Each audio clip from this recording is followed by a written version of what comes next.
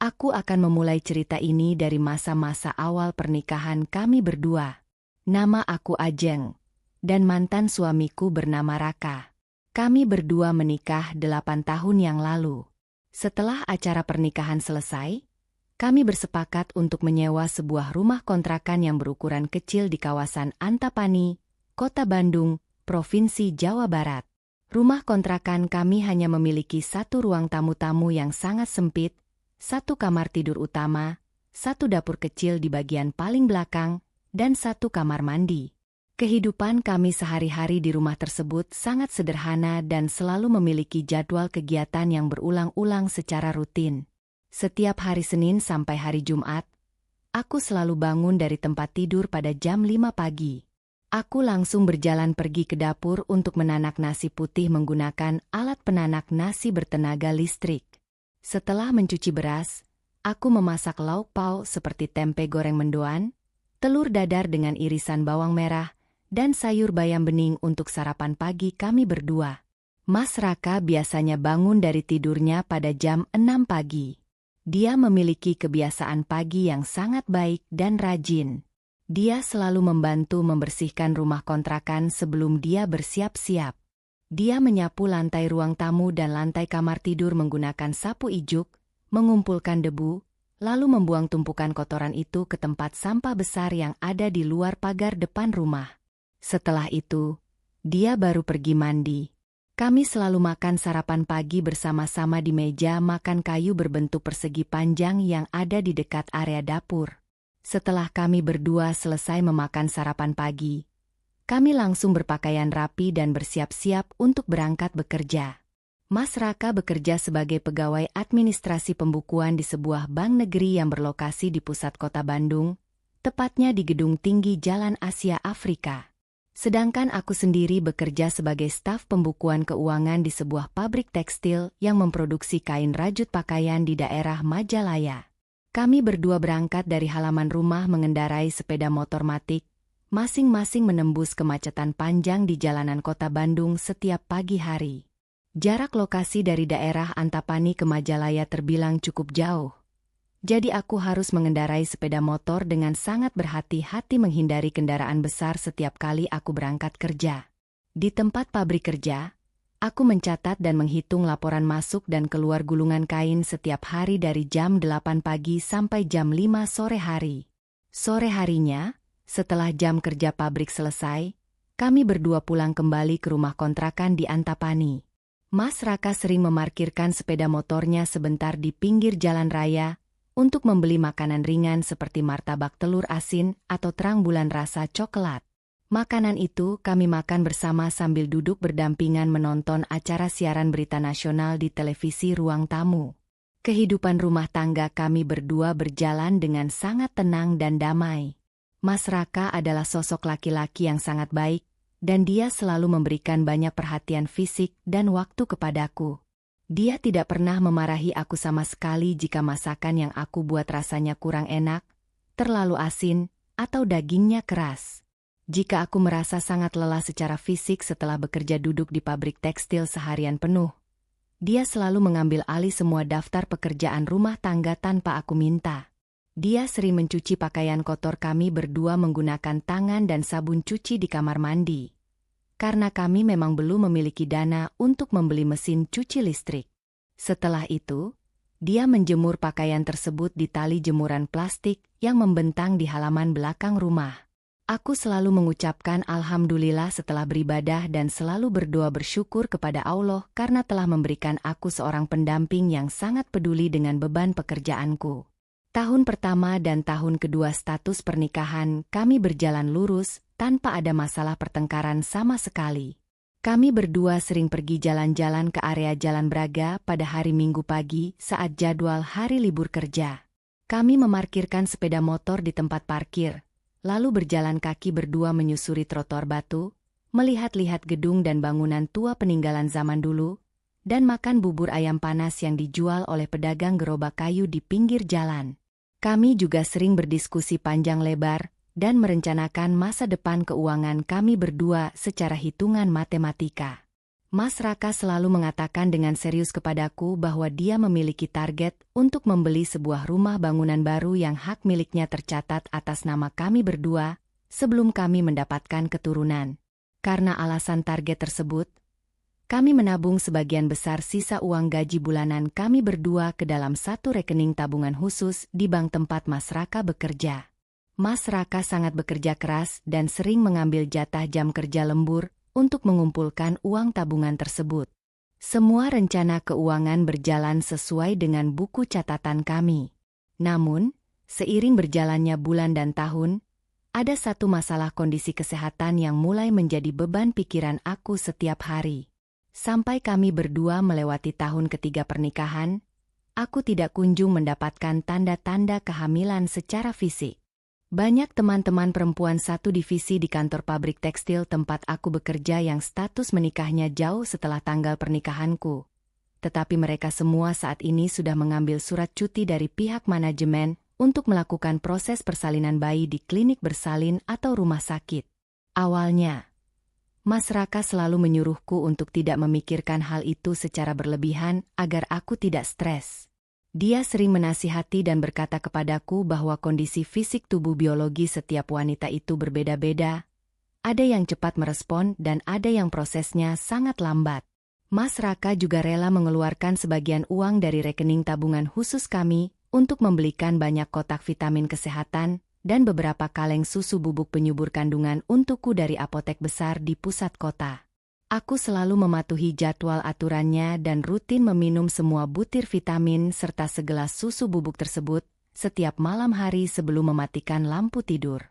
Tetapi, tekanan secara verbal mulai muncul ketika kami berdua meminta izin cuti kerja untuk pulang kampung mengunjungi keluarga di kota Garut saat libur hari raya.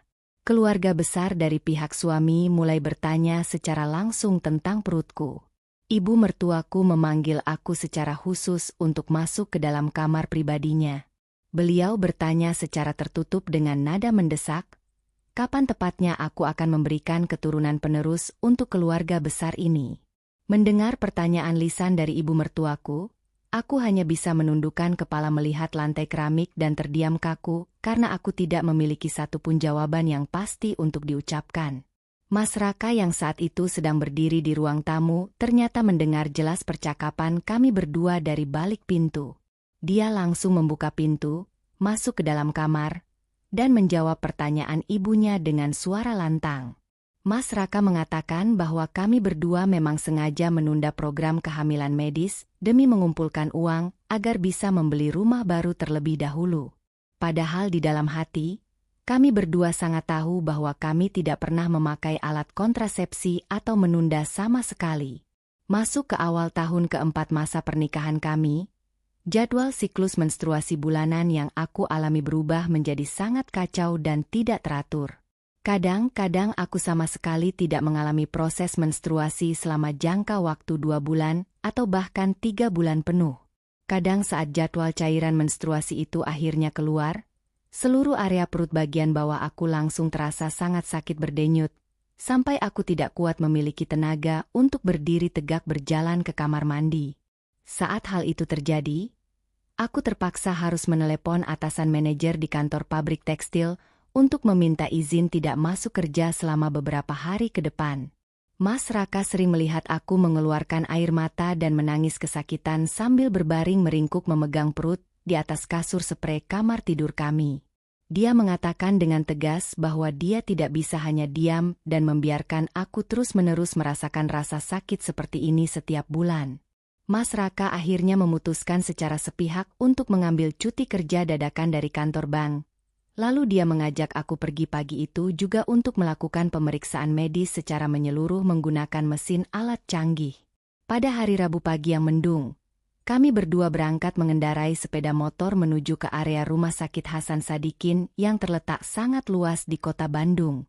Rumah sakit negeri itu memiliki banyak gedung berukuran sangat besar dan setiap hari selalu ramai dipenuhi oleh ratusan pasien sakit dari berbagai daerah provinsi. Kami harus berdiri di barisan antri di bagian loket pendaftaran registrasi rawat jalan selama kurang lebih 2 jam penuh menunggu giliran. Setelah petugas wanita di loket tersebut memberikan lembaran kertas nomor antri untuk poli kami langsung berjalan lambat menuju area ruang tunggu pasien. Kami duduk bersebelahan di kursi besi panjang berwarna perak yang terletak di depan pintu ruangan poli kandungan spesialis. Di sepanjang lorong jalan rumah sakit tersebut, mataku melihat banyak sekali pasien dengan berbagai macam kondisi penyakit parah yang didorong secara cepat menggunakan ranjang besi beroda. Mereka didorong beramai-ramai keluar dari ruangan ICU oleh beberapa orang perawat medis jaga yang memakai seragam putih. Suasana riuh, suara roda ranjang, dan pemandangan alat medis di rumah sakit itu seketika membuat aku merasa sangat takut, khawatir, dan panik memikirkan penyakitku sendiri. Mas Raka selalu memegang bagian telapak tangan kananku dengan sangat kuat dan erat untuk menenangkan pikiranku yang sedang kalut. Setelah kami berdua menunggu duduk sangat lama di kursi besi tersebut, akhirnya petugas menyebutkan nomor urutku. Nama aku dipanggil dengan volume sangat keras melalui mikrofon pengeras suara oleh seorang perawat wanita berhijab putih. Kami berdua segera merespon, langsung berdiri dari kursi, dan berjalan perlahan masuk menembus pintu ke dalam ruangan periksa poli.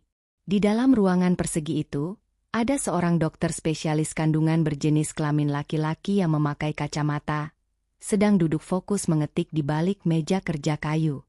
Dokter itu menyuruh kami duduk. Lalu dia mulai bertanya tentang banyak hal detail. Dia bertanya tentang durasi nyeri keluhan sakit perut yang aku alami, dan menanyakan sudah berapa lama tepatnya hitungan durasi pernikahan kami berdua sejak awal pencatatan. Dokter itu juga menanyakan soal konsumsi obat-obatan harian. Dokter mengetik seluruh jawaban lisan yang aku berikan ke dalam data di komputer kerjanya. Setelah proses sesi tanya-jawab wawancara selesai, dokter meminta aku melepas alas kaki dan menyuruh aku memanjat untuk berbaring telentang lurus di atas tempat tidur periksa pasien yang ada di sudut ruangan. Dokter itu mengambil botol plastik dan mengoleskan sebuah cairan gel kental yang terasa sangat dingin di atas permukaan kulit perut-perutku. Setelah itu, dokter mulai memegang dan menggunakan sebuah alat dari mesin ultrasonografi. Dokter terus menatap layar kotak monitor alat medis tersebut dengan diam dalam rentang waktu yang sangat lama dan ekspresi teliti. Aku bisa melihat jelas bahwa bentuk wajah dokter perlahan berubah menjadi sangat tegang dan serius saat dia terus memperhatikan gambar di dalam layar monitor tersebut. Dia menggeser-geser ujung alat itu dengan tekanan keras ke berbagai arah melingkar di bagian perutku secara berulang-ulang kali. Mas Raka yang terus berdiri diam tepat di samping pinggiran tempat tidur periksa, tiba-tiba langsung berbicara dan bertanya kepada dokter, apakah ada masalah jaringan parah di dalam perutku. Dokter sama sekali tidak langsung menjawab rentetan pertanyaan suamiku. Dia mencabut alat tersebut, lalu menyuruh aku menarik beberapa lembar kertas tisu untuk membersihkan sisa cairan gel basah di atas kulit perutku. Dokter menyuruh kami berdua untuk kembali merapikan pakaian dan kembali berjalan untuk duduk di kursi tamu depan meja kerjanya. Dokter membuka masker penutup mulutnya, mulai berbicara pelan, dan menjelaskan bahwa dia melihat sangat banyak kumpulan jaringan daging sel yang tumbuh secara menumpuk dan tidak normal. Dokter menjelaskan bahwa jaringan tersebut menutupi dan memblokir hampir seluruh bagian dinding area dalam rahim organ reproduksiku. Dokter juga menambahkan keterangan bahwa jaringan sel tersebut ukurannya sudah menjadi sangat tebal mengeras, dan hal itu secara langsung merusak fungsi utama jalur dari organ reproduksi wanita milikku. Tetapi, dokter kemudian memotong penjelasannya.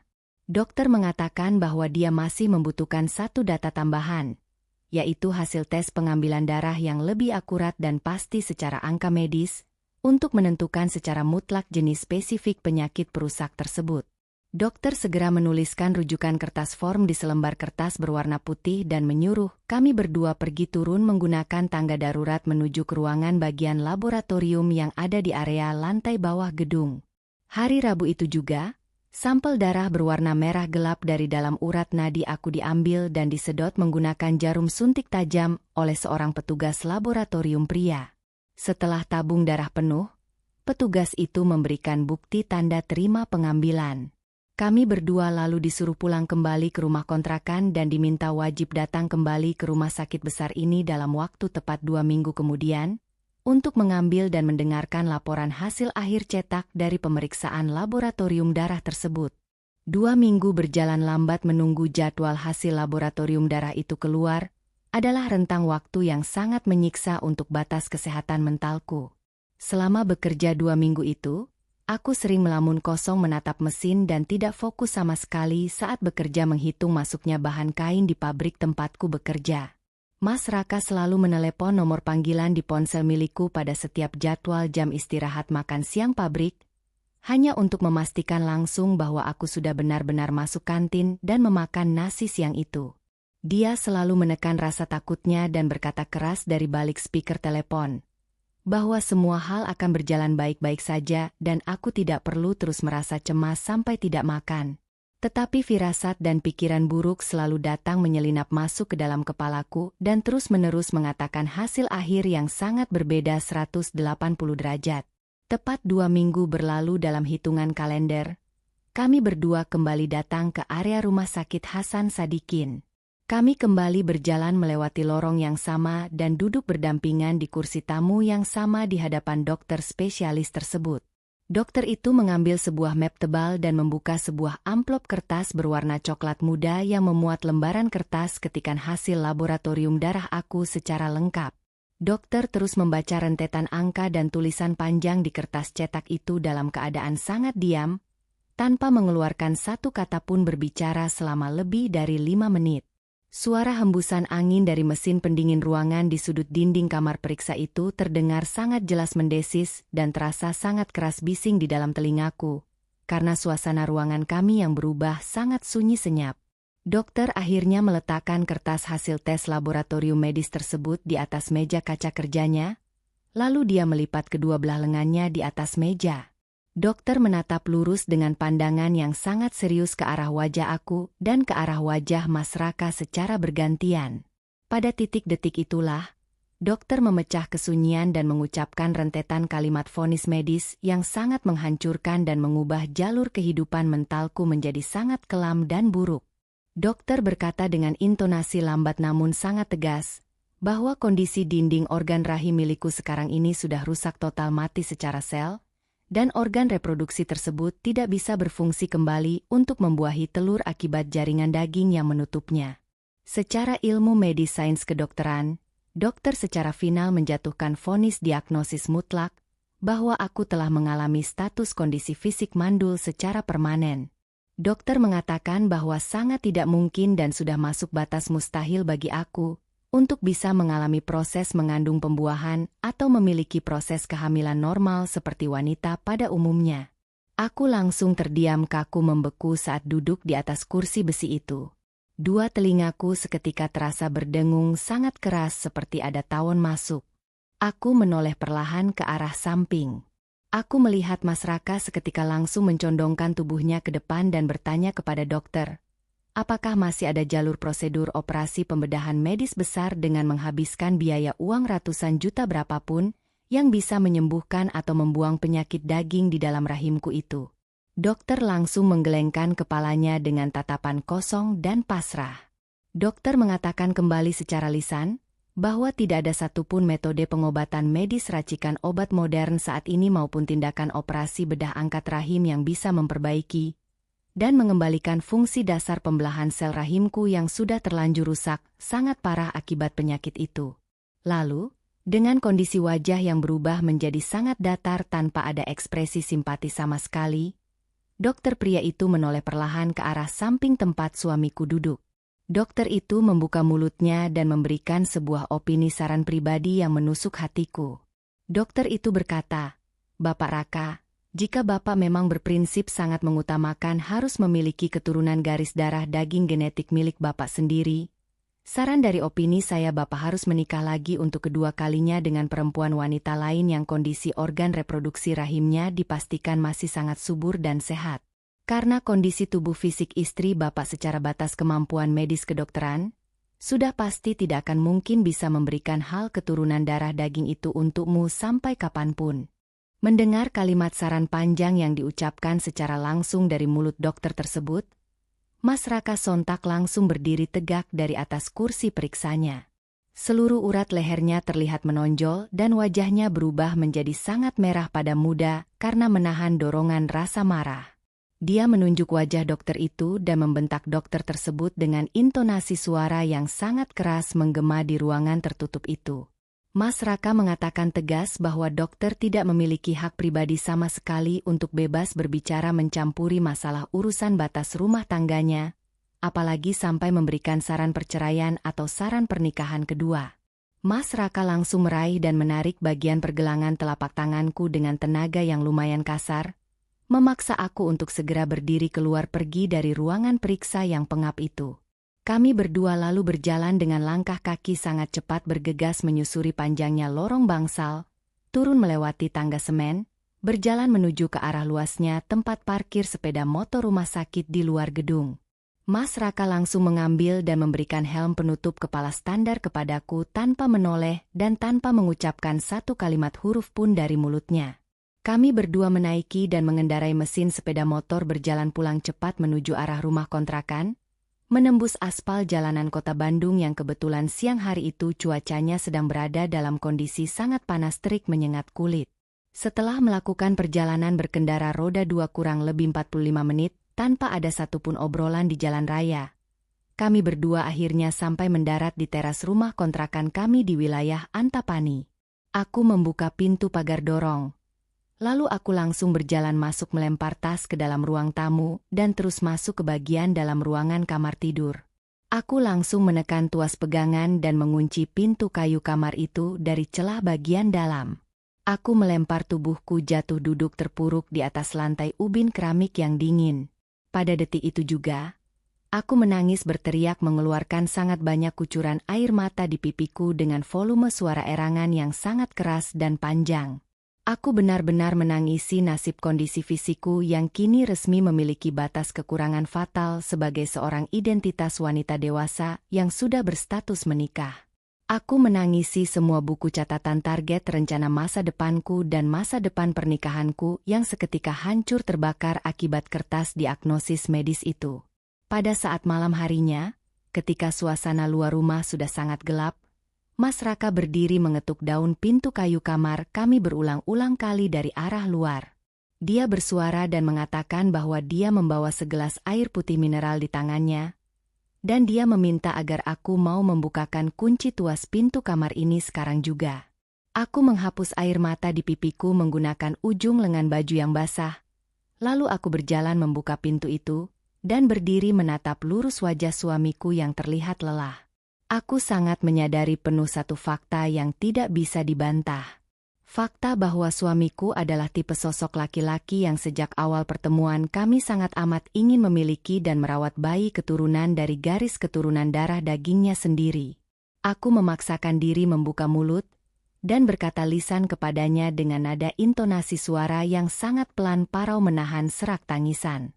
Aku berkata sungguh-sungguh, "Mas Raka, semua kalimat perkataan saran dari dokter spesialis tadi siang di rumah sakit itu memang 100% benar. Tolong kamu menikahlah lagi secara resmi dengan wanita perempuan lain yang normal. Aku sungguh sudah tidak ada nilainya dan tidak bisa berfungsi berguna lagi kepadamu." Mendengar kalimat pengakuanku itu, Mas Raka melempar gelas plastiknya ke meja kayu. Dia langsung melangkah mendekat cepat kepadaku, memeluk tubuh perempuanku dengan rentangan kedua tangannya, dan menyuruhku secara paksa untuk langsung berhenti mengucapkan dan berbicara tentang kalimat pisah seperti itu lagi. Saat dia memelukku, dia mengucapkan sebuah janji lisan dan bersumpah bahwa dia tidak akan pernah berniat pergi meninggalkan aku dalam kondisi hancur seperti ini.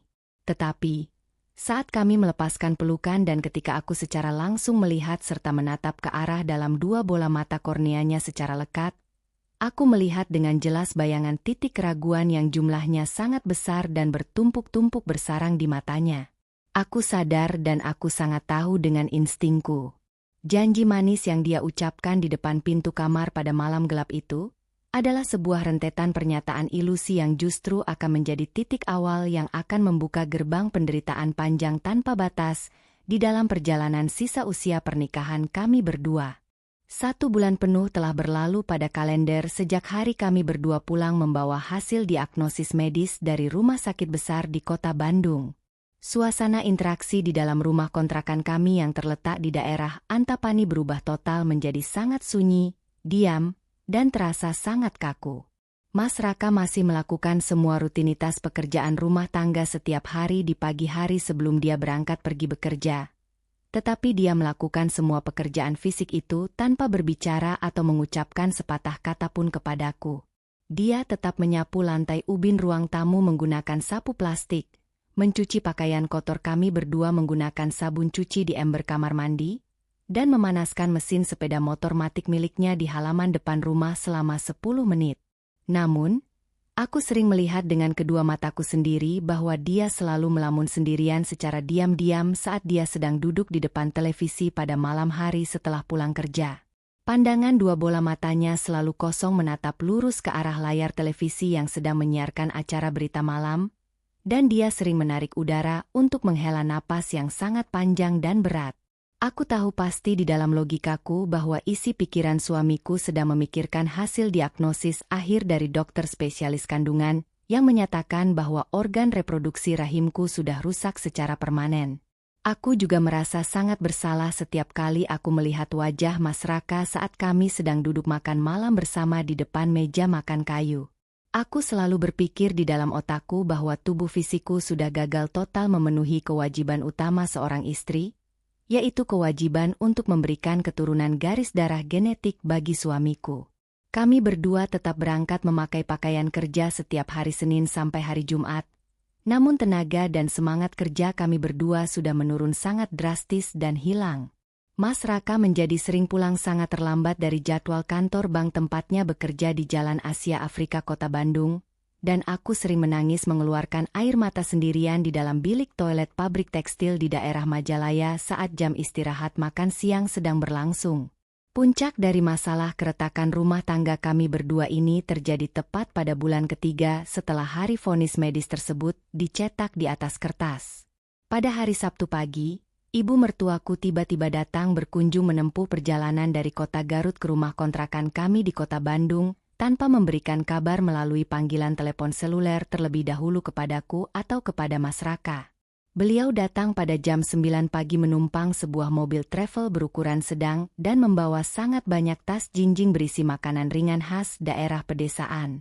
Aku segera berjalan ke depan pagar untuk menyambut ibu mertuaku, mengambil sebagian tas bawaannya yang berat, lalu mempersilakan beliau duduk di kursi ruang tamu. Aku kemudian berjalan ke area dapur belakang, untuk membuatkan segelas teh manis panas menggunakan air mendidih dari kompor gas. Saat aku sedang sibuk mengaduk gula pasir di dalam gelas di area dapur, ibu mertuaku rupanya berjalan masuk ke dalam ruang kamar tidur utama kami untuk menaruh barang-barang bawaannya. Tanpa aku dan Mas Raka ketahui sama sekali, ibu mertuaku membuka paksa laci lemari pakaian dari bahan plastik, yang merupakan tempat khusus kami menyimpan semua dokumen surat penting. Di dalam laci lemari pakaian tersebut, beliau menemukan amplop kertas coklat dari rumah sakit. Beliau membuka amplop tersebut dan membaca secara teliti lembaran kertas hasil tes laboratorium darah, serta surat keterangan diagnosis dari dokter spesialis yang dengan jelas menyatakan bahwa status kesehatanku adalah mandul permanen. Ibu mertuaku langsung berjalan keluar dari kamar tidur menuju ruang tamu dengan ekspresi wajah yang sangat marah dan tegang. Beliau memegang kertas laporan medis tersebut di tangan kanannya dan melempar kertas itu dengan kasar tepat ke atas meja kayu ruang tamu, tempat Mas Raka sedang duduk membaca koran pagi.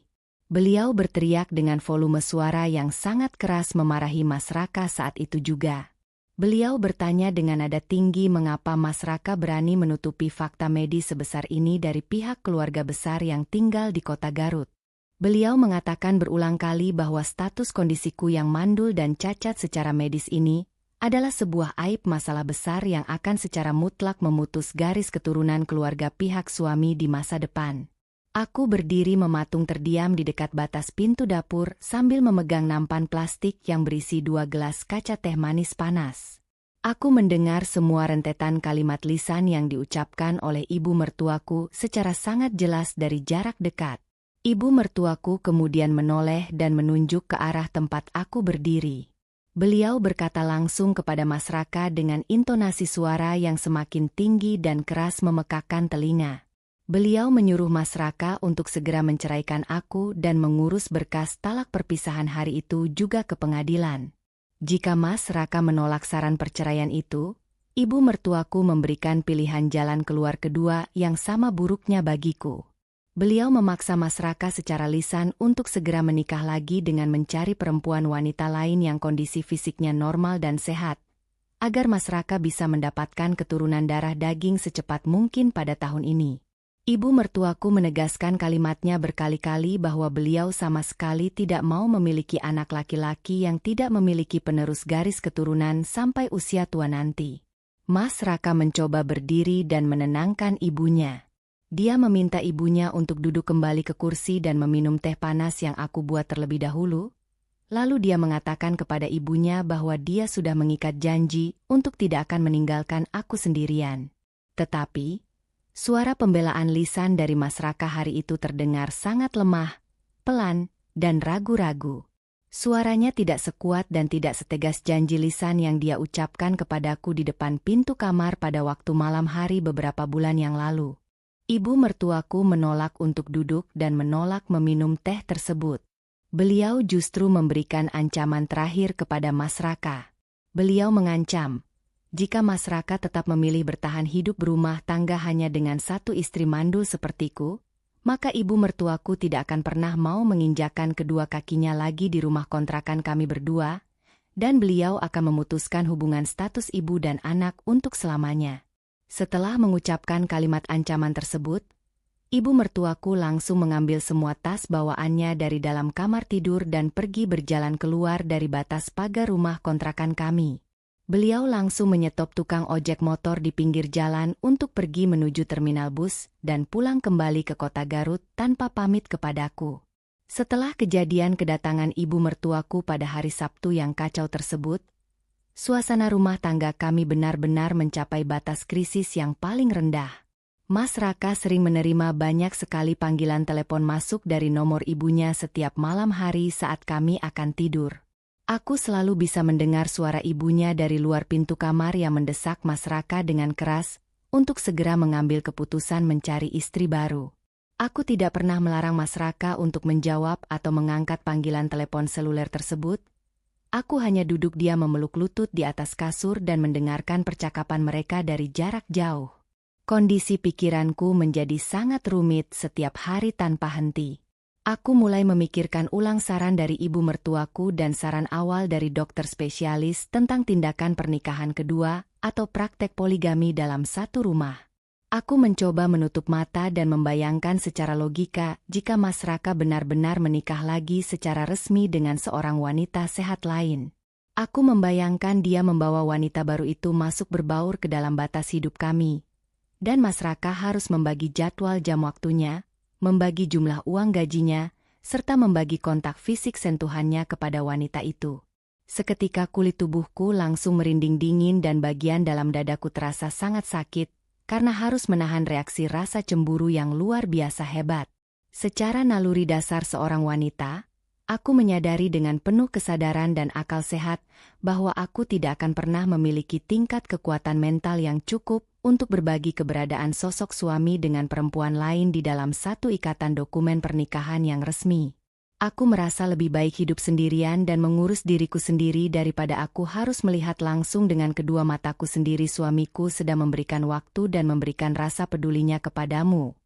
Bukan, maksud pikiranku adalah kepada wanita sainganku yang normal itu. Keputusanku sudah terbentuk sangat bulat dan tidak bisa diubah lagi. Aku harus merelakan dan melepaskan status Mas Raka agar dia bisa bebas pergi mencari calon perempuan sehat. Dan agar aku sendiri bisa segera terbebas keluar dari pusaran tekanan mental keluarga suamiku yang menyiksa keseharianku ini setiap waktu. Malam hari berikutnya, saat air hujan turun dengan jumlah debit air yang sangat deras membasahi aspal jalanan dan atap rumah kontrakan kami di wilayah Antapani, aku mengajak Mas Raka untuk duduk berhadapan tatap muka secara serius di atas karpet lantai ruang tamu. Aku menatap lurus ke arah bagian wajah suamiku yang kini terlihat sangat kuyuk kelelahan, akibat menanggung banyak beban tugas dari kantor dan menanggung beban tekanan amarah lisan dari ibu kandungnya sendiri. Aku menarik napas yang sangat panjang menahan sesak di hidungku. Lalu aku mulai berbicara secara langsung dengan menggunakan volume suara yang paling tegas, datar, dan jelas. Aku berkata pelan kepadanya, "Mas Raka, aku sudah memikirkan semua urusan masalah keluarga kita ini dengan proses pertimbangan yang sangat matang selama beberapa hari siang dan malam terakhir, dan aku memutuskan bahwa kita berdua harus sepakat berpisah lalu bercerai secara resmi hari ini juga." Mendengar kalimat permintaan dariku, kedua mata Mas Raka langsung terbuka lebar menatap wajahku. Dia menggeser duduknya, memegang kedua bahuku dengan tangan kanannya dan tangan kirinya, lalu menolak secara lisan permintaanku itu. Dia mengatakan dengan terbata-bata bahwa dia pasti bisa mencari jalan keluar alternatif yang lain, tanpa harus pergi ke pengadilan agama untuk menceraikan aku. Namun aku langsung memotong ucapan kalimatnya saat itu juga. Aku menjelaskan dengan kata-kata yang mudah dipahami kepadanya, bahwa aku sama sekali tidak bersedia untuk dijadikan istri pertama yang selalu berbagi fisik dan pikiran suami dengan istri kedua, atau berbagi jadwal tempat tinggal dalam rumah tangga poligami. Aku berkata kembali kepadanya, "Tolong penuhi permintaanku dan lepaskan ikatan pernikahanku. Kembalikan aku kepada keluargaku dengan cara penyelesaian yang baik, dan setelah itu kamu harus lekas pergi mencari calon perempuan normal di luar sana yang bisa memberikan fungsi kehamilan untukmu." Aku melanjutkan, "Kamu adalah laki-laki yang memiliki hak untuk mendapatkan keturunan genetik demi meneruskan nama dari silsilah keluargamu, dan aku menolak keras untuk terus menjadi penghalang egois cacat medis yang akan merusak semua target rencana hidupmu selama ini." Mas Raka langsung meneteskan air mata yang sangat banyak membasahi pipinya, dan dia menangis mengeluarkan suara keras di hadapanku. Dia merengkuh dan memeluk pinggangku dengan sangat kencang. Dia mengucapkan kata maaf berulang kali dari mulutnya, karena dia merasa gagal mempertahankan aku dan tidak memiliki kemampuan keberanian untuk mendebat semua tekanan perintah dari ibunya di kota Garut. Kami berdua akhirnya duduk menangis bersama-sama di atas karpet tipis ruang tamu pada malam saat hujan turun itu. Kami meratapi ikatan pernikahan kami berdua yang terpaksa harus diselesaikan dan diakhiri secara paksa, bukan karena masalah perselingkuhan orang ketiga, bukan juga karena masalah jumlah uang atau ekonomi kebutuhan dapur, tetapi masalah ini murni 100% disebabkan oleh kegagalan sistem fisik tubuhku dari batas medis kedokteran yang tidak bisa diperbaiki oleh siapapun. 3 hari setelah malam diskusi kesepakatan pahit itu, kami berdua secara bersamaan mengambil jadwal surat cuti dari kantor tempat kami bekerja, lalu kami menyewa mobil taksi dan pergi berangkat mendatangi alamat gedung Pengadilan Agama Kota Bandung yang besar. Kami menyerahkan seluruh berkas persyaratan pendaftaran perceraian di loket pendaftaran depan. Karena kami berdua sepakat secara damai, proses persidangan cerai kami di dalam ruang majelis berjalan dengan prosedur waktu yang sangat cepat, efisien, dan tanpa ada satupun proses adu argumen perselisihan mengenai urusan pembagian harta benda hasil selama kami menikah. Bapak Majelis Hakim akhirnya secara tegas mengetuk palu sidang kayu sebanyak 3 kali pukulan ke meja, dan secara sah memutuskan pemisahan ikatan pernikahan kami. Status kami kini terpisah secara utuh di bawah pandangan mata negara hukum dan aturan agama. Saat kami berdua melangkah berjalan keluar pintu dari ruang sidang Pengadilan Agama Kota Bandung tersebut, Mas Raka berhenti melangkah dan menatap penuh ke arah wajahku untuk durasi yang terakhir kalinya dengan kondisi mata yang sangat bengkak merah akibat menahan tangis. Kami berdua secara fakta dokumen administrasi sudah bukan berstatus berpasangan sebagai seorang suami istri yang sah lagi mulai jam siang pada hari itu. Aku memalingkan wajahku, lalu segera berjalan pulang menuju rumah kontrakan di Antapani. Aku langsung mengemasi barang, melipat secara cepat dan memasukkan semua jumlah tumpukan pakaian serta peralatan pribadiku ke dalam koper besar berwarna hitam. Setelah koper terkunci rapat, aku mengangkatnya dan langsung berjalan pergi keluar rumah memanggil sebuah angkutan umum kota. Aku memutuskan memindahkan semua hidupku pindah untuk menyewa sebuah kamar rumah kos sempit, yang letak alamatnya sangat dekat sekali dengan area wilayah pabrik tekstil tempatku bekerja sehari-hari di daerah Majalaya. Aku dengan sengaja meninggalkan seluruh barang-barang sisa perabotan rumah tangga untuk dipakai olehnya. Dan aku mulai menjalani lembaran rutinitas kehidupan aku sendirian yang sepi, dari titik awal angka 0 besar. Setelah proses sidang cerai di pengadilan agama selesai, aku resmi pindah dan memulai jalur hidup baru secara mandiri di sebuah kamar kos yang berukuran sangat kecil di daerah Majalaya, Kota Bandung. Kamar kos yang aku sewa menggunakan sistem bayar bulanan itu hanya berukuran 3 meter persegi. Di dalam ruangan sempit tersebut, hanya ada satu kasur busa tipis yang diletakkan langsung di atas lantai, satu lemari pakaian terbuat dari bahan plastik, dan satu alat kipas angin kecil yang kotor berdebu. Setiap malam hari, saat aku berbaring sendirian di atas kasur busa itu menatap lurus ke arah plafon atap kamar, aku selalu merasakan suasana kesepian yang sangat luar biasa parah menyiksa kondisi batinku. Dulu saat aku masih berstatus menikah secara resmi, setiap kali aku pulang bekerja dalam keadaan kondisi tubuh sangat lelah, aku selalu melihat wajah Mas Raka menyambut aku dengan berdiri di depan pintu. Dulu dia selalu menyiapkan piring berisi makanan atau sekadar memijat pelan bahuku yang kaku secara fisik. Sekarang, di dalam ruangan kamar kos ini, hanya ada dinding tembok semen yang bersuhu dingin dan suara mesin baling-baling kipas angin yang terus menemaniku. Aku harus membawa dan mencuci semua tumpukan pakaian kotor milikku sendirian di kamar mandi umum pada waktu pagi hari sebelum berangkat ke pabrik. Aku juga harus berjalan kaki keluar untuk membeli nasi bungkus sendiri di warung pinggir jalan raya setiap jadwal makan malam. Karena aku sudah tidak memiliki akses dapur masak pribadi lagi. Perubahan gaya hidup harian yang sangat drastis ini sering membuat aku tiba-tiba menangis mengeluarkan air mata secara tidak sadar. Persis saat aku sedang mengunyah makanan sendirian di dalam kamar kos. Waktu terus berjalan dengan ritme yang sangat lambat. Tidak terasa hitungan cetak kalender di dinding sudah melewati angka 3 tahun lamanya semenjak tanggal kejadian perceraian kami di gedung pengadilan.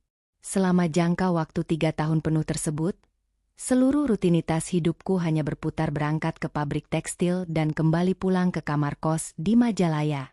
Aku dengan sengaja memilih untuk selalu menutup diri dari dunia luar atau menjauh dari lingkungan sosial yang ramai. Sebenarnya, ada beberapa laki-laki rekan kerja sesama pegawai staf pembukuan di pabrik tekstil yang secara terang-terangan mencoba mendekati dan menaruh tindakan perhatian lebih kepadaku. Mereka sering menawarkan bantuan tumpangan sepeda motor untuk mengantarkan aku pulang dari area pabrik menuju alamat kamar kos. Mereka juga sering mengajak aku pergi makan di rumah makan luar pada saat jadwal jam istirahat siang berbunyi. Namun, aku selalu menolak semua ajakan dari para laki-laki itu secara halus dan selalu menjaga jarak interaksi komunikasi sosial. Aku terus menolak mereka semua karena kemampuan logika di dalam otakku dan perasaan hati di dadaku masih terus-menerus membandingkan semua tingkah laku laki-laki tersebut dengan sikap mantan suamiku. Belum ada satupun laki-laki di sekitarku saat ini yang bisa memiliki tingkat kebaikan sikap, tingkat kesabaran emosi, dan tingkat perhatian fisik yang sama besarnya seperti perlakuan Mas Raka kepadaku di masa lalu. Aku sadar dengan penuh bahwa aku secara batin masih sangat mencintai sosok mantan suamiku itu. Rasa cinta yang masih tersisa sangat besar itulah yang membuat aku selalu bertahan menutup akses pintu pendaftaran hatiku. Dan aku secara sadar memilih status belum menikah lagi sampai 3 tahun lamanya. Suatu hari, tepat pada hari Jumat sore setelah aku selesai menerima amplop slip gaji bulanan dari kantor manajemen pabrik tekstil, aku berjalan kaki pulang menuju kamar kos. Saat aku sedang memasukkan anak kunci dan membuka gembok pintu kamar, layar perangkat telepon seluler pintar milikku tiba-tiba menyala terang dan berbunyi dering sangat keras.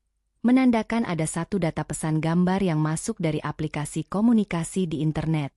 Aku melangkah masuk ke dalam kamar, duduk diam di atas kasur, dan mengambil telepon seluler tersebut dari dalam tas. Pesan digital itu ternyata dikirim oleh Ibu Nani. Beliau adalah mantan tetangga sebelah rumah kami pada saat aku masih menyewa rumah kontrakan lama di daerah Antapani. Ibu Nani kadang sering berkomunikasi mengetik pesan menanyakan kabar kondisi kesehatanku setelah aku pindah tempat tinggal. Namun pada waktu sore hari itu, beliau sama sekali tidak menanyakan kabar rutinku. Beliau justru mengirimkan sebuah pesan gambar foto dengan tambahan teks kalimat informasi yang panjang di bagian bawahnya. Aku menggunakan ujung jari tanganku untuk membuka, menekan, dan memperbesar skala gambar foto tersebut di layar kaca telepon. Saat kedua bola mataku melihat secara jelas fokus dari isi foto tersebut, jantung di dalam rongga dadaku seketika terasa berhenti berdetak selama beberapa detik, dan seluruh aliran darah di dalam tubuhku mendadak terasa menjadi sangat dingin. Di dalam foto digital yang sangat terang itu, aku melihat gambar sosok mantan suamiku, Mas Raka. Dia memakai baju kemeja lengan panjang berwarna putih bersih. Wajah kulitnya terlihat jauh lebih segar, berat tubuhnya terlihat lebih berisi tebal, dan dia sedang tersenyum sangat lebar memamerkan gigi menghadap lurus ke arah lensa kamera. Tetapi, hal yang paling membuat otot dadaku terasa sangat sakit sekali bukanlah bentuk senyuman Mas Raka, melainkan benda apa yang sedang dia pegang dan dia gendong di depan area dadanya. Di dalam bingkai foto itu, Mas Raka sedang memegang tubuh seorang bayi yang dibalut rapat menggunakan lapisan kain selimut tebal berwarna biru terang. Di bagian bawah foto tersebut, Ibu Nani mengetik sebuah rentetan kalimat pesan teks yang langsung aku baca secara perlahan. Ibu Nani memberitahu aku sebuah kabar informasi penting, bahwa Mas Raka ternyata sudah melangsungkan acara proses pernikahan secara resmi dengan seorang perempuan wanita muda lain, yang jarak waktunya berjarak 1 tahun setelah kami berdua resmi bercerai secara hukum. Dan hari ini, Ibu Nani memberitahu aku informasi fakta paling mutlak bahwa wanita muda yang berstatus sebagai istri barunya itu, baru saja berhasil menjalani proses persalinan medis untuk melahirkan bayi keturunan darah daging yang sah untuk kelanjutan keluarga Mas Raka. Membaca teks ketikan informasi dari Ibu Nani dan menatap foto bayi di layar telepon seluler itu, membuat kondisi pertahanan kekuatan mentalku yang selama 3 tahun ini aku bangun secara susah payah, akhirnya langsung rusak dan hilang seketika saat itu juga. Perangkat telepon seluler itu jatuh terlepas dari genggaman jari tanganku lalu membentur keras lantai keramik kamar kos. Aku langsung menjatuhkan dan menelungkupkan posisi tubuhku ke atas kasur busa. Aku membenamkan bentuk wajahku dalam-dalam ke dalam bantal, dan aku langsung berteriak menangis dengan volume suara rintihan yang sangat keras dan berdurasi sangat panjang. Aku memukul-mukul permukaan kasur dengan menggunakan kedua kepalan tanganku secara berulang kali untuk menyalurkan rasa sesak yang menyumbat keras di saluran pernapasan tenggorokanku. Logika dan kemampuan pikiranku seketika terbelah menjadi dua sisi pandangan yang saling berlawanan dan saling memberikan rasa siksa. Di satu sisi, bagian otakku merasa sangat bersyukur kepada Allah dan sangat lega karena tujuan pengorbanan keputusanku untuk menceraikan Mas Raka 3 tahun lalu, akhirnya membuahkan bukti hasil nyata yang sangat sukses di dunia nyata. Aku berbicara sendiri di dalam pikiran kepalaku. Mas Raka, akhirnya kamu berhasil mendapatkan tujuan utama hidup kamu. Aku ikut merasa sangat bahagia untuk kamu. Mas Raka akhirnya secara fakta terbebas dari tekanan paksaan ibunya dan dia berhasil mewujudkan target paling utama di dalam hidupnya, yaitu mendapatkan kehadiran seorang bayi keturunan darah daging genetik untuk meneruskan identitas namanya. Namun di sisi emosi lain, naluri dasar dan perasaan murni di dalam hatiku menangis mengeluarkan suara keras menahan rasa sakit. Aku menangis menyadari karena sebuah fakta mutlak bahwa yang mengandung janin tersebut selama 9 bulan, dan yang memberikan bayi itu ke dalam tangan suamiku, jelas bukanlah wujud tubuh fisikku. Melainkan hal itu dilakukan oleh wujud tubuh perempuan wanita asing lain yang sangat sehat, dan sangat sempurna secara fungsi organ reproduksi. Aku terus menangis mengeluarkan air mata tanpa henti dari batasan waktu sore hari sampai hitungan waktu malam hari menunjukkan angka jam 10 malam. Aku tidak bisa menggerakkan badan untuk bangun berdiri, aku tidak bisa menelan masuk satu suap butir nasi pun ke mulutku, dan aku sama sekali tidak memiliki sisa cadangan tenaga untuk sekadar mencuci mukaku menggunakan air di kamar mandi umum. Bagian kelompok kelopak mataku menjadi sangat bengkak menonjol berwarna merah pekat, dan tulang kepalaku terasa sangat pusing berputar-putar akibat kekurangan pasokan udara oksigen karena aku membuang terlalu banyak tenaga saat menangis. Aku kembali duduk dan menatap lurus ke arah tembok kosong kamar kos. Aku bergumam pelan sendirian berbicara kepada udara, mengucapkan banyak doa meminta tolong kepada Allah. Aku memohon kepada Allah agar memberikan tambahan pasokan kekuatan mental ke dalam kepalaku pada malam hari ini. Aku berjanji dalam hati batinku bahwa aku tidak akan pernah lagi mencoba mencari tahu kabar tentang masalah Mas Raka atau mencari kabar tentang perempuan istri barunya. Aku harus secara total utuh melupakan sisa masa lalu itu dan menerima kondisi fakta bahwa peran status aku di dalam buku perjalanan kehidupan Mas Raka benar-benar sudah tamat dan diakhiri secara permanen. Aku menganggap kejadian proses masuknya foto itu pada hari ini adalah penutup titik akhir yang menyelesaikan dari cerita sedih masa laluku bersamanya. Namun ternyata, dugaan logika dari pikiranku pada malam hari itu sepenuhnya salah besar. Perjalanan waktu kehidupan di dunia nyata masih menyiapkan sebuah jadwal adegan puncak pertemuan langsung secara kontak fisik nyata, yang sama sekali tidak pernah aku bayangkan akan terjadi sebelumnya. Sebuah kejadian yang nantinya akan kembali menguji habis semua sisa batasan kewarasanku sebagai seorang wanita mandul sendirian yang hidup di kota ini. 1 bulan penuh telah berlalu sejak hari di mana aku melihat pesan gambar tersebut di layar kaca perangkat telepon seluler milikku. Aku memutuskan untuk secara total mematikan dan menghapus aplikasi komunikasi digital itu dari dalam sistem telepon selulerku. Aku melakukan tindakan penghapusan itu agar aku tidak lagi menerima pesan teks atau pesan gambar dari siapapun yang berasal dari masa laluku, terutama dari mantan tetangga yang tinggal di daerah Antapani. Aku harus memusatkan seluruh sisa tenaga fisik dan seluruh sisa fokus pikiranku hanya untuk bekerja mencari uang demi bertahan hidup sendirian di dunia ini. Setiap hari Senin sampai hari Sabtu, aku terus berjalan kaki berangkat menuju ke gedung pabrik tekstil yang berlokasi di daerah Majalaya, Kota Bandung. Di dalam pabrik yang berukuran sangat luas itu, aku bekerja di ruangan pembukuan yang terletak tepat di sebelah area mesin produksi rajut. Suara mesin pabrik berukuran besar itu selalu berbunyi sangat keras dan bising setiap hari secara terus-menerus, menutupi suara percakapan antar pegawai. Tugas fisikku setiap hari adalah berdiri dan berjalan menghitung secara manual jumlah gulungan kain panjang berwarna-warni yang baru saja selesai diproduksi. Aku menghitung gulungan kain berwarna merah, gulungan kain berwarna biru tua, dan gulungan kain berwarna hitam. Setelah menghitung dengan jari tanganku, aku menuliskan semua jumlah angka laporan tersebut ke dalam sebuah buku catatan besar menggunakan alat tulis pena bertinta hitam. Aku selalu memaksa diriku sendiri untuk terus bekerja lembur sampai jam 6 sore hari, murni dengan satu tujuan logis, yaitu untuk membuat tubuh fisikku merasa sangat kelelahan secara maksimal. Dengan kondisi tubuh yang sangat lelah, aku berharap saat aku pulang kembali ke kamar kos, aku bisa langsung memejamkan mata dan tertidur pulas di atas kasur busa tanpa harus memiliki waktu luang untuk memikirkan kondisi kehidupan Mas Raka lagi. Memasuki pergantian kalender pada bulan Desember, kondisi cuaca alam di seluruh wilayah kota Bandung dan secara khusus di daerah Majalaya mulai berubah menjadi musim hujan yang memiliki tingkat intensitas air sangat tinggi dan ekstrim. Setiap hari dari rentang waktu sore hari hingga waktu malam hari, curah air hujan selalu turun dari langit dengan debit volume air yang sangat besar dan deras. Air hujan itu terus-menerus membasahi dan merendam jalanan aspal, menciptakan banyak sekali genangan air kotor berbau tanah lumpur di sepanjang trotoar jalan raya tempat aku berjalan kaki pulang kerja.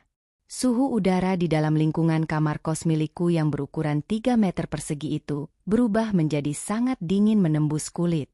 Dinding tembok semen di kamar kosku sering terasa sangat lembab dan basah jika disentuh menggunakan telapak tangan. Pada suatu malam di hari Kamis, hujan badai turun dengan suara yang sangat keras menghantam atap seng bangunan kamar kos milikku. Suara hantaman air hujan di atas atap seng itu terdengar begitu kuat dan berisik, sampai-sampai suara mesin kendaraan truk besar yang melintas di jalan raya utama Majalaya sama sekali tidak bisa terdengar oleh telingaku. Aku baru saja selesai mandi menggunakan air sumur di kamar mandi umum luar, lalu aku masuk ke dalam kamar, dan segera memakai jaket kain berbahan tebal berwarna abu-abu untuk menutupi seluruh permukaan tubuhku. Aku duduk melipat kedua kakiku di atas kasur busa tipis yang terletak langsung di atas permukaan lantai keramik ubin. Malam itu aku tidak memiliki kegiatan apapun selain duduk diam dan mendengarkan suara hujan. Aku sudah selesai memakan menu nasi bungkus plastik dengan lauk pauk telur ayam rebus yang aku beli di warung tenda pinggir jalan 2 jam yang lalu. Tepat pada saat jarum jam dinding plastik di kamarku menunjukkan angka jam 11 malam waktu setempat, aku berdiri dari posisi dudukku dan berjalan 1 langkah untuk menekan tombol saklar plastik di tembok. Aku mematikan lampu bohlam utama di kamarku untuk bersiap merebahkan punggung dan tidur. Suasana di dalam kamar kosku seketika berubah menjadi sangat gelap gulita. Hanya tersisa sedikit cahaya lampu jalan raya yang masuk melalui celah ventilasi lubang udara kayu di atas pintu masuk. Saat aku baru saja menempelkan bagian belakang kepalaku ke atas permukaan bantal tidur, secara tiba-tiba kedua telingaku mendengar sebuah suara aneh dari arah depan. Aku mendengar ada suara ketukan fisik dari arah luar daun pintu kayu kamarku. Ketukan itu terdengar berbunyi sebanyak 3 kali pukulan menggunakan buku jari tangan. Awalnya, logika pikiranku mengira bahwa suara ketukan tersebut hanyalah suara benda keras atau ranting pohon yang terbawa oleh tiupan angin kencang lalu menabrak pintu kamarku. Aku mengabaikan suara tersebut dan tetap menutup kedua kelopak mataku. Namun, selang waktu jeda selama 5 detik kemudian, suara ketukan fisik itu kembali terdengar menyentuh permukaan pintu kayuku. Kali ini volume suara ketukan itu terdengar jauh lebih keras, lebih cepat, dan berulang-ulang kali tanpa berhenti. Telingaku dengan sangat jelas bisa membedakan bahwa itu murni adalah suara ketukan tangan manusia. Jantungku seketika berdetak memompa darah dengan ritme yang lebih cepat karena aku merasa panik dan takut. Aku berpikir secara logis. Tidak mungkin ada tetangga penghuni kamar kos lain yang mau berdiri di teras luar pada malam hari saat hujan turun sangat deras membanjiri lantai hanya untuk mengetuk pintu kamarku. Aku segera membuang selimutku, berdiri bangun dari atas kasur busa, dan berjalan melangkah secara perlahan mendekati pintu kayu itu dalam kondisi ruangan yang masih gelap. Aku meletakkan jari tanganku ke bagian logam besi gembok dan kunci putar yang terpasang di bagian dalam pintu. Aku menarik napas udara panjang melalui hidungku, memutar tuas anak kunci besi ke arah kanan, lalu menarik gagang pintu itu ke arah belakang secara pelan-pelan. Saat celah pintu kayu kamarku mulai terbuka dan melebar, cahaya lampu terang berwarna putih dari arah teras luar bangunan kos langsung menyinari wajahku dan menyinari sosok manusia yang saat ini sedang berdiri mematung tepat di depan ambang pintuku. Pada detik aku melihat dengan fokus secara lisan siapa sosok manusia itu, logika di dalam sistem otakku seketika berhenti berfungsi dan tidak bisa memberikan respon perintah apapun kepada tubuhku. Seluruh aliran darah panas di dalam urat nadiku mendadak terasa turun mengalir ke arah telapak kaki. Di depan pintu kamar kosku pada malam hujan badai itu, berdiri sosok laki-laki tinggi yang sudah 3 tahun lamanya tidak pernah aku temui bentuk fisik aslinya.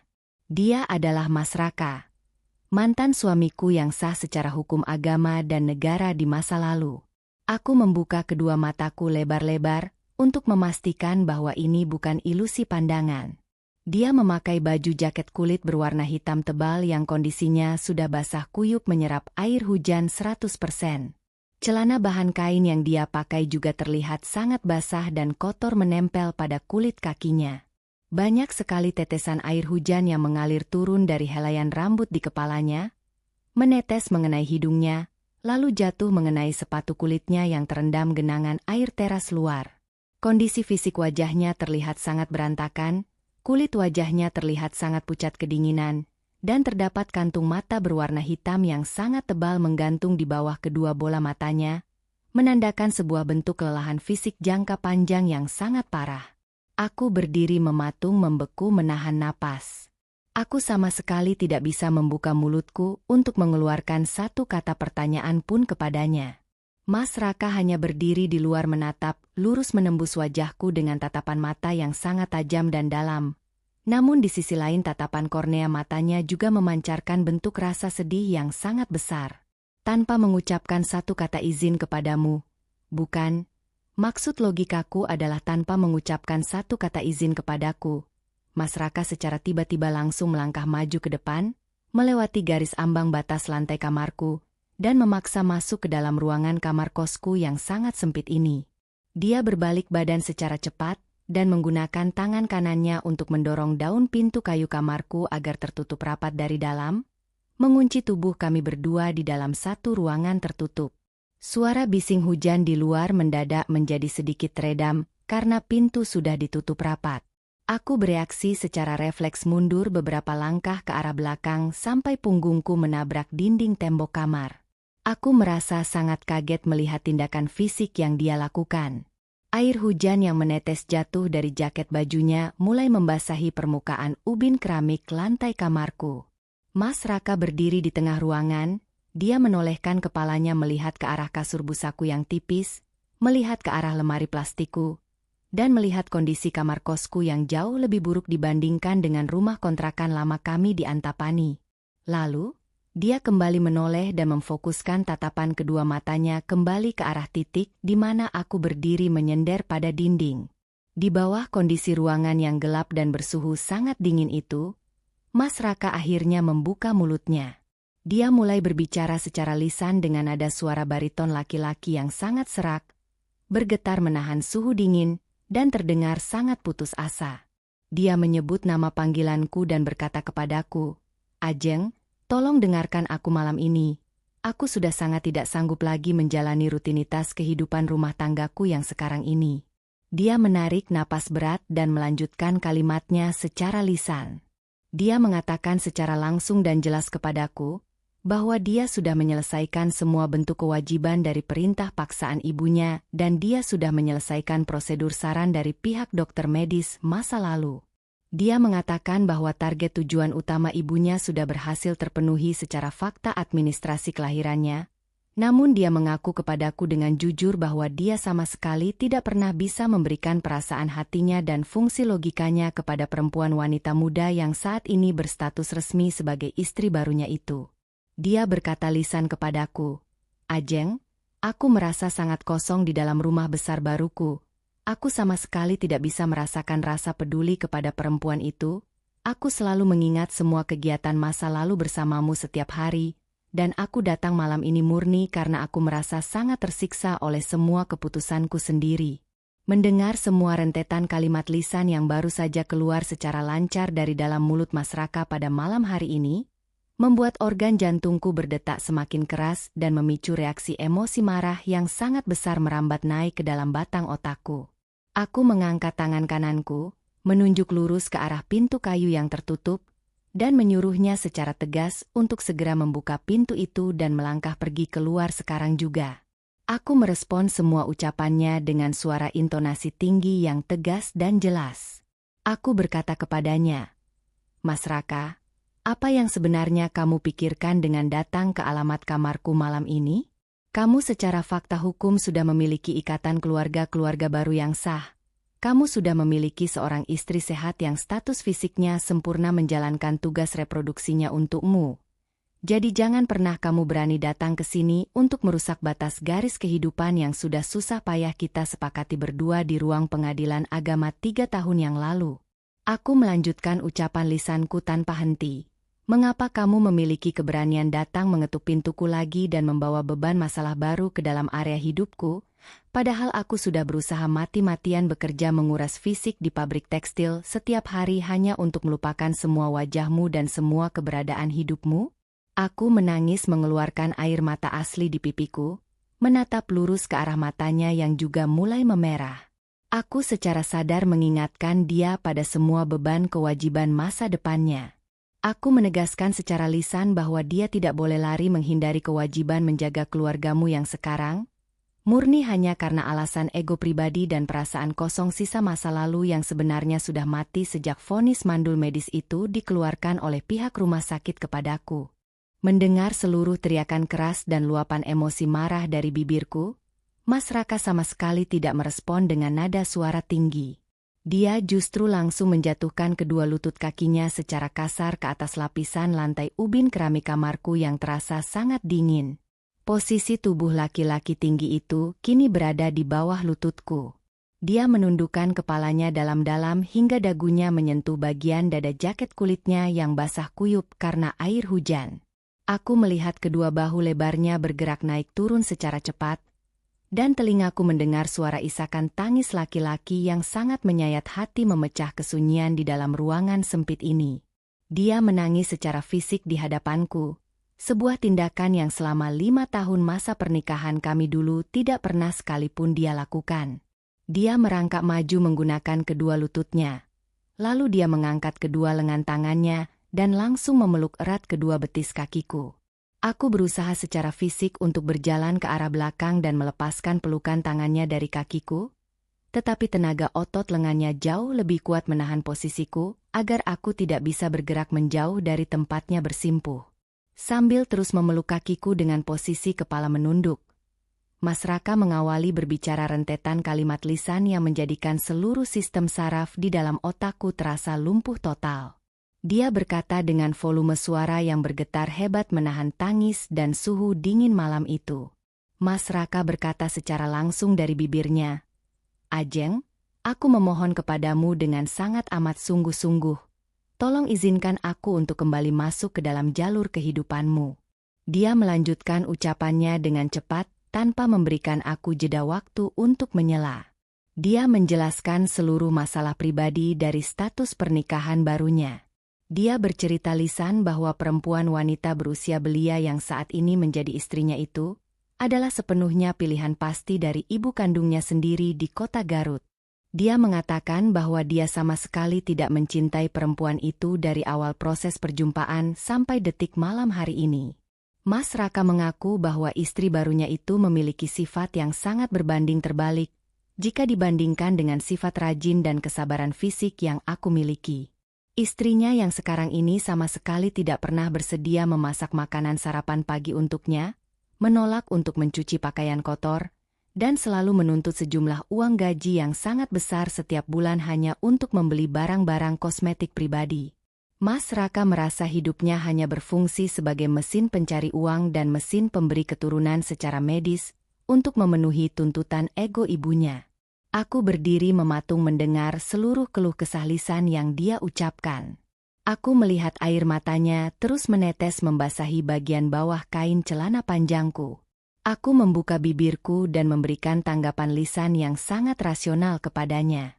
Aku berkata, "Mas Raka, seluruh masalah ketidakcocokan sifat yang ada di dalam rumah tanggamu saat ini adalah sepenuhnya sebuah konsekuensi logis dari pilihan jalan hidup yang sudah kamu ambil sendiri secara sadar 3 tahun yang lalu." Aku mengingatkan dia secara tegas bahwa dia tidak bisa lari dari masalah itu. Aku berkata lagi, "Kamu sudah berhasil mendapatkan tujuan utamamu yaitu seorang penerus keturunan dari rahim istri barumu. Jadi tolong jalani sisa hidupmu dengan penuh rasa tanggung jawab." Tetapi, Mas Raka langsung menggelengkan kepalanya dengan kuat secara berulang kali. Dia mendongakkan wajahnya ke atas, menatap lurus ke arah kedua bola mataku, dan dia mengucapkan sebuah penawaran solusi lisan yang sangat gila dan sangat tidak masuk akal menurut perhitungan akal sehatku. Dia berkata dengan nada suara yang memohon paksa, "Ajeng, aku sudah menyiapkan 2 pilihan jalan keluar agar kita berdua bisa kembali hidup bersama-sama satu atap seperti kehidupan kita di daerah Antapani dulu." Mas Raka mengucapkan pilihan yang pertama kepadaku. Dia mengatakan, "Jika kamu tidak bersedia berbagi status suami, aku berjanji akan segera mengurus berkas dokumen ke pengadilan agama besok pagi untuk langsung menceraikan istri baruku secara resmi. Dan aku akan kembali menikahimu secara sah. Aku bersedia meninggalkan mereka asalkan aku bisa kembali mendapatkan perhatianmu." Mendengar penawaran lisan opsi pertama itu, aku langsung terkesiap kaget dan mataku melotot lebar. Aku bertanya keras kepadanya, "Bagaimana dengan nasib keturunan yang baru saja dilahirkan itu?" Mas Raka menjawab lisan dengan cepat, dia akan memberikan jaminan uang bulanan secara penuh untuk kebutuhan hidup mereka. Tetapi dia tidak bersedia lagi tinggal satu atap dengan perempuan itu. Dia merasa bahwa misi medisnya untuk ibu kandungnya sudah selesai dan sekarang dia ingin mencari kebahagiaan hati logisnya sendiri bersamaku. Lalu, Sebelum aku sempat mencerna dan memberikan jawaban lisan atas pilihan pertamanya, Mas Raka langsung menyambung ucapannya dan memberikan pilihan jalan keluar yang kedua kepadaku. Dia menelan ludah dan berkata dengan nada suara yang sedikit ragu-ragu, "Ajeng, tetapi jika kamu merasa kasihan dengan status keluarga baruku, aku meminta kepadamu untuk menurunkan sedikit ego batas mentalmu. Tolong jadilah istri keduaku secara resmi." Dia menjelaskan bahwa dia sanggup menyewa sebuah rumah kontrakan besar baru untukku di kota Bandung. Dia berjanji akan membagi rata jadwal harinya, membagi rata seluruh jumlah uang gajinya, dan memberikan perlindungan fisik penuh kepadaku tanpa ada kurang satupun. Dia terus memohon sambil menangis agar aku bersedia menerima salah satu dari dua tawaran gila tersebut, karena dia merasa sangat yakin bahwa aku sebenarnya masih menyimpan rasa cinta yang sangat besar untuknya, terbukti dari fakta bahwa aku terus hidup sendirian dan tidak pernah mencari laki-laki lain untuk menjadi penggantinya selama 3 tahun masa perpisahan kami. Kalimat pernyataan terakhir dari bibir Mas Raka itu seperti sebuah pukulan fisik benda tumpul yang menghantam langsung tepat mengenai wajahku. Dia secara tepat membaca kondisi dan kelemahan batinku yang paling dalam. Seluruh argumen dan seluruh tawaran logis yang keluar dari bibirnya malam ini benar-benar menguji tingkat batas kewarasan logikaku secara ekstrim. Di satu sisi sudut pandang hatiku, naluri perempuanku sebagai manusia biasa merasa sangat senang karena laki-laki yang selama ini masih aku cintai ternyata juga merasakan rasa rindu yang sama besarnya kepadaku. Aku merasakan dorongan emosi yang sangat kuat untuk langsung menjawab bersedia pada tawaran pertamanya, membiarkan dia menceraikan perempuan sainganku itu, dan mengambil kembali hak milik suamiku secara utuh untuk diriku sendiri. Tetapi di sisi sudut pandang otak akal sehatku yang lain, aku memiliki tingkat simpati dan rasa kemanusiaan perempuan yang masih hidup. Aku membayangkan jika aku menyetujui tawaran pertama untuk menyuruh dia bercerai, berarti aku secara sadar menghancurkan sebuah bangunan keluarga resmi yang memiliki sosok bayi di dalamnya. Aku akan berubah menjadi peran perempuan jahat perusak rumah tangga orang lain, sepenuhnya demi kebahagiaanku sendiri.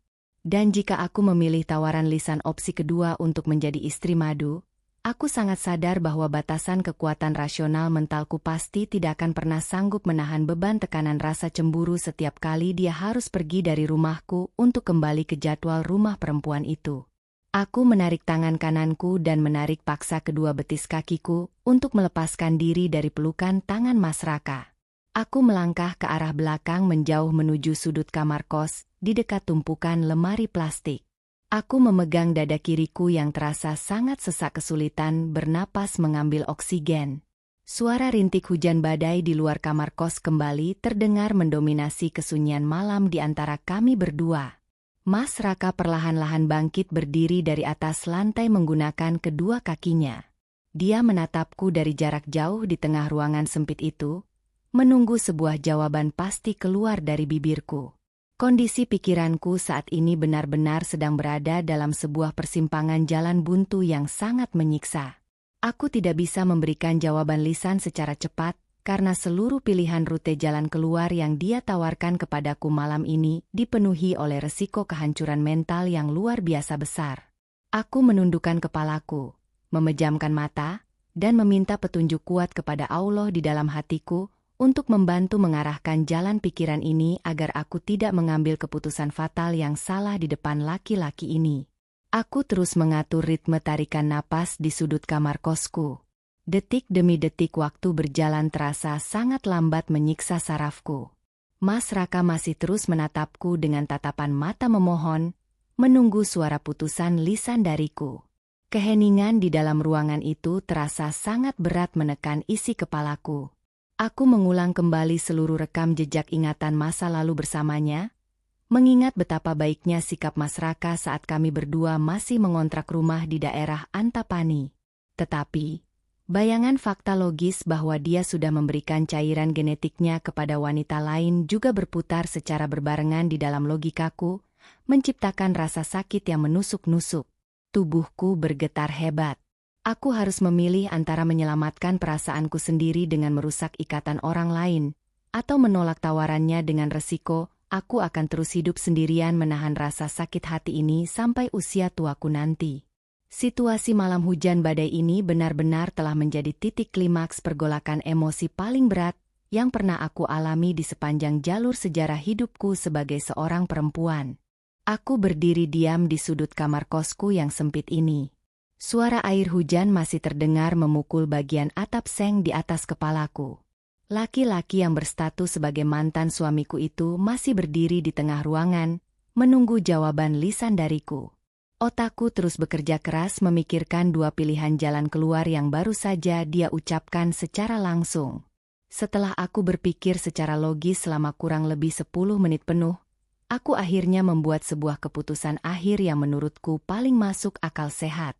Aku mengambil langkah maju berjalan ke arah tengah ruangan lantai keramik, mendekati posisi Mas Raka berdiri. Aku menatap matanya secara langsung. Aku menarik napas dari hidung, membuka mulutku, dan memberikan jawaban lisan dengan intonasi suara datar namun sangat tegas. Aku berkata kepadanya, "Mas Raka, aku menolak secara mutlak semua penawaranmu malam ini." Mendengar kalimat penolakanku, mata Mas Raka langsung terbuka lebar. Dia merespon ucapanku dengan cepat. Dia bertanya lisan kepadaku, "Mengapa kamu menolak tawaranku? Padahal kamu masih hidup sendirian dan kamu tahu pasti bahwa kita berdua masih saling menyimpan memori masa lalu." Aku menggelengkan kepalaku secara kuat untuk memberikan tanda tidak setuju. Aku mulai menjelaskan alasan rasional dari keputusanku kepadanya satu persatu, agar dia mengerti posisi mentalku. Aku berkata secara lisan, "Untuk pilihan pertamamu, aku menolak keras karena aku tidak mau menjadi pihak perempuan yang menyebabkan hancurnya status pernikahan orang lain." Aku melanjutkan kalimatku, "Jika kamu menceraikan istri barumu saat ini demi kembali menikahiku, maka kamu telah melakukan tindakan yang sangat buruk kepada sesama manusia. Kamu sudah mengambil waktu, mengambil tenaga fisik, dan mengambil fungsi reproduksi dari perempuan itu demi memenuhi tujuan ibumu, lalu sekarang kamu berencana membuangnya begitu saja ke jalanan." Aku menegaskan kepadanya dengan suara lantang, aku sama sekali tidak bersedia membangun status rumah tangga baruku di atas penderitaan mental dari istri barumu yang tidak bersalah itu. Mas Raka mencoba memotong penjelasanku. Dia memajukan badannya, memegang pergelangan tanganku dan berkata lisan, "Kalau begitu kamu harus menerima pilihan keduaku, jadilah istri keduaku secara sah. Aku akan bersikap adil membagi semuanya kepadamu." Aku langsung menarik tanganku dari genggamannya dengan tenaga kasar. Aku menjawab lisan dengan volume suara yang sangat keras di depan wajahnya. Aku berkata, "Aku juga menolak pilihan keduamu karena aku sangat tahu batas kemampuan mentalku sendiri sebagai seorang wanita biasa."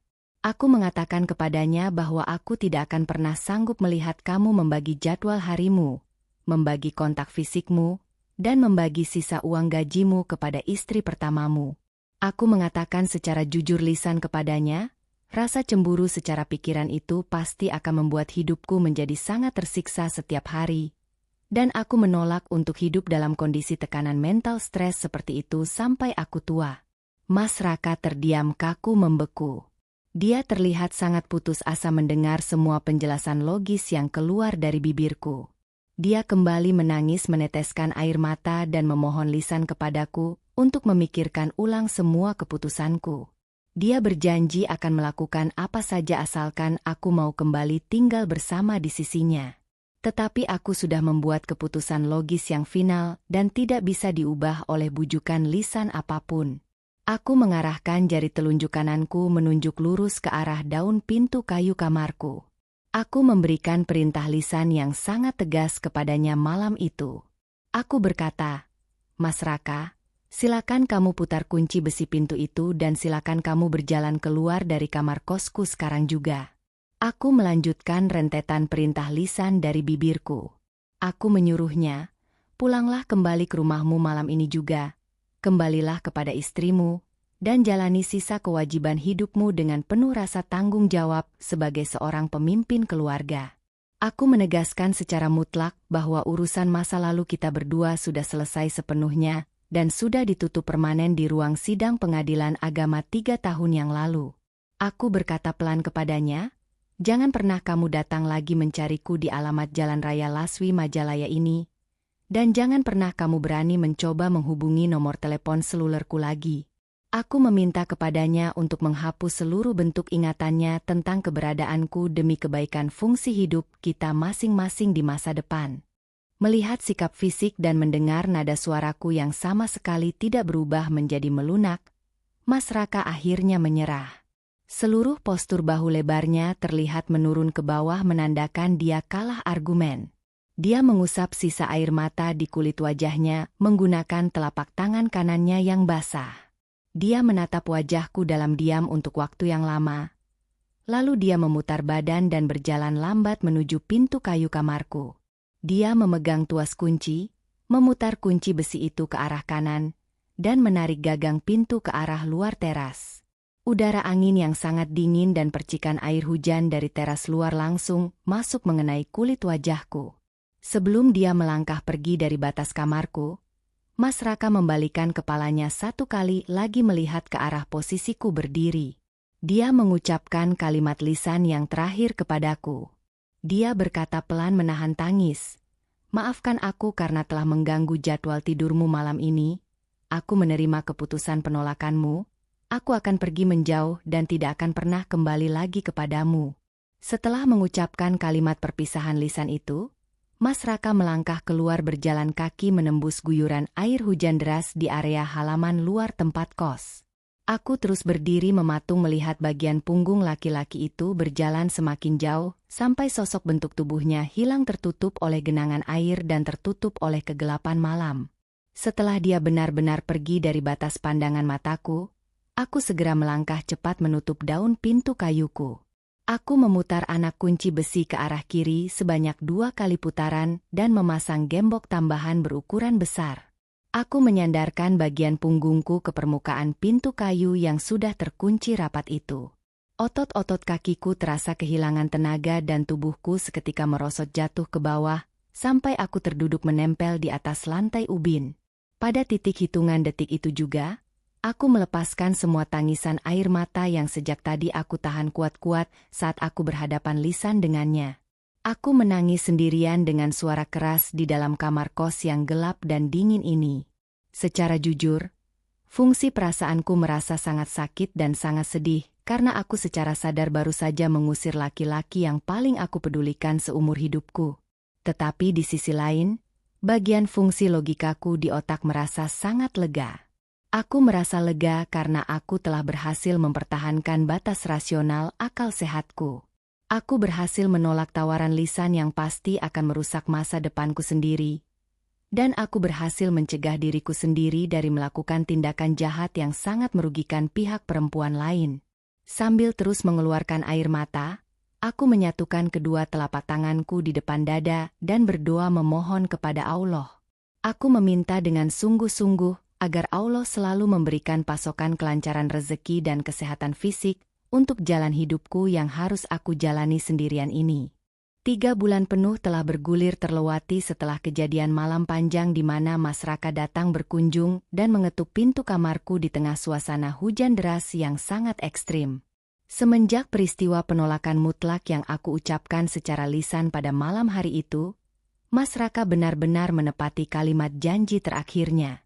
Dia tidak pernah memunculkan bentuk fisik dirinya lagi di area jalan raya daerah Majalaya tempat aku berjalan kaki. Dia tidak pernah berusaha menelepon ke perangkat telepon seluler milikku, dan dia sama sekali tidak pernah lagi mencoba mengirimkan pesan komunikasi melalui aplikasi internet manapun. Seiring berjalannya jadwal perputaran waktu yang cepat, aku merasakan ada sebuah perubahan posisi mental yang sangat besar di dalam sistem kerja otak dan fungsi perasaanku. Rasa sakit hati mendalam dan rasa rindu sisa-sisa masa lalu yang selalu memberatkan isi pikiranku selama rentang waktu 3 tahun belakangan ini, secara perlahan-lahan mulai menguap dan hilang dari memoriku. Aku merasa sangat lega karena aku telah berhasil melewati satu titik ujian emosi terberat dalam sejarah usia hidupku, yaitu ketika aku menolak 2 penawaran lisan tidak masuk akal yang dia berikan. Keputusanku untuk mengusir dia pergi dari batas kamar kosku pada malam hari itu adalah pilihan logis yang sangat tepat, karena tindakan itu pada akhirnya benar-benar melepaskan semua rantai beban emosi yang menahan kakiku. Kini, aku merasa memiliki energi mental baru yang sangat kuat untuk mulai menata kembali seluruh pecahan rencana masa depanku sendiri. Rutinitas kerjaku di dalam pabrik tekstil yang besar itu tetap berjalan normal seperti biasa. Aku terus bekerja sebagai tenaga staf pembukuan yang bertugas menghitung jumlah produk gulungan kain dari area mesin produksi setiap hari dari hari Senin sampai hari Sabtu. Namun, ada sedikit perubahan status jabatan yang kuterima dari pihak manajemen pabrik bulan lalu. Atasan manajerku yang merupakan seorang laki-laki melihat hasil kerjaku yang selalu teliti dan rajin dalam menulis buku laporan harian. Beliau memberikan tawaran promosi secara tertulis untuk menaikkan status tugasku menjadi posisi asisten kepala gudang. Tentu saja, promosi tugas itu langsung memberikan efek tambahan jumlah nominal uang gaji bulananku yang cukup lumayan. Aku langsung menerima tawaran posisi baru itu dengan senang hati dan mengucap syukur alhamdulillah kepada Allah. Dengan adanya uang tambahan dari gaji itu, aku mulai mengatur ulang porsi tabunganku. Aku mengalokasikan sejumlah uang untuk rencana membuka usaha kecil-kecilan secara mandiri, agar aku tidak harus terus bekerja fisik di pabrik saat badanku sudah tua nanti. Suasana lingkungan hidupku juga secara bertahap mulai berubah menjadi lebih terbuka dan berwarna terang. Aku sudah tidak lagi terus-menerus mengurung diri di dalam ruang kamar kos yang berukuran 3 meter persegi itu pada saat jadwal hari libur pabrik. Pada hari Minggu pagi, aku mulai membiasakan diri melangkahkan kaki keluar untuk pergi mengunjungi pusat pasar tradisional yang ramai di daerah Majalaya. Aku berjalan menyusuri barisan pedagang, membeli berbagai macam jenis sayuran hijau segar, membeli potongan daging ayam mentah, dan bumbu dapur lengkap. Aku kemudian menumpang memasak bahan makanan itu di area dapur umum yang terletak di bagian belakang bangunan kosku.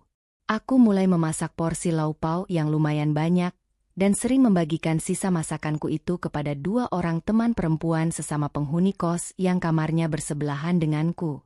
Kami bertiga mulai sering duduk bersama-sama memakan nasi panas di depan teras kamar saat sore hari. Interaksi obrolan sosial secara langsung dengan tetangga perempuan ini berhasil mengembalikan fungsi komunikasi lisanku dan sangat membantu menekan perasaan sepi yang dulu selalu menyerangku saat malam hari tiba. 1 tahun kemudian berlalu, aku berhasil mengumpulkan total uang tunai dalam jumlah yang cukup banyak di rekening pribadiku. Dengan tekad bulat dan pertimbangan bisnis yang matang, aku akhirnya mengundurkan diri dan berhenti bekerja dari jadwal pabrik tekstil. Aku menyewa sebuah bangunan kios berukuran sedang yang memiliki lokasi strategis tepat di pinggir jalan raya utama Majalaya. Aku membeli peralatan masak lengkap dan mengubah bangunan itu menjadi sebuah rumah makan kecil yang menjual menu masakan khas Jawa Barat. Rumah makan itu kususun rapi dengan menempatkan banyak kursi dan meja makan kayu yang bersih. Aku juga merekrut 1 orang asisten karyawan perempuan untuk membantuku mencuci piring dan melayani pesanan pembeli. Rumah makanku sangat ramai dikunjungi oleh para pegawai pabrik saat jam istirahat siang. Mereka menyukai masakan sayur asem dan ayam goreng bumbu kuning buatanku yang memiliki harga murah meriah.